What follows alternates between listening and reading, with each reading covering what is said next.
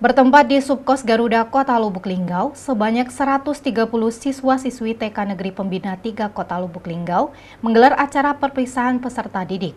Acara berlangsung meriah dengan penampilan pentas seni siswa-siswi TK Negeri Pembina 3.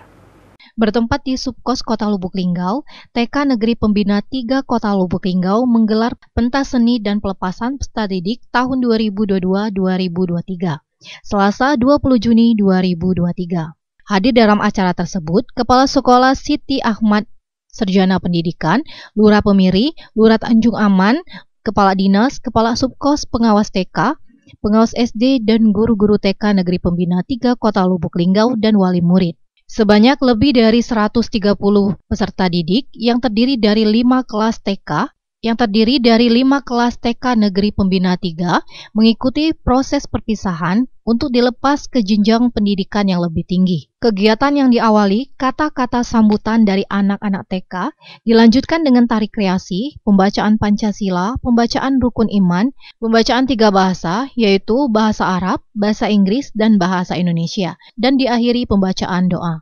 Kepala Sekolah TK Negeri Pembina 3 Lubuk Linggau, Siti Ahmad menyampaikan, keseluruhan pelepasan siswa TK ini terdiri dari 130 lebih orang anak. Dan untuk TK yang dipusatkan ini ada 3 kelompok, yaitu B1, B2, dan B3. Dan untuk TK cabangnya ada 2 kelompok, yaitu B4 dan B5.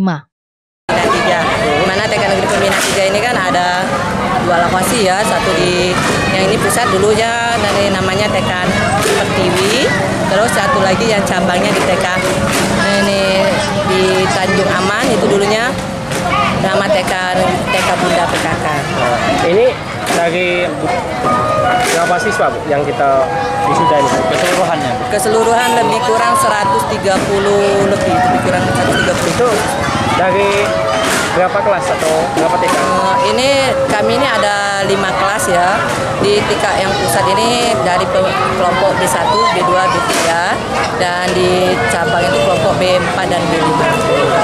Itu jumlahnya tadi Bu? Dan saya kedepannya semoga anak didik yang telah tamat dari TK Negeri Pembina 3 ini semoga kedepannya menjadi anak yang soleh dan soleha, yang membanggakan, terus menjadi kebanggaan, dan harapannya bisa lebih maju dan sukses.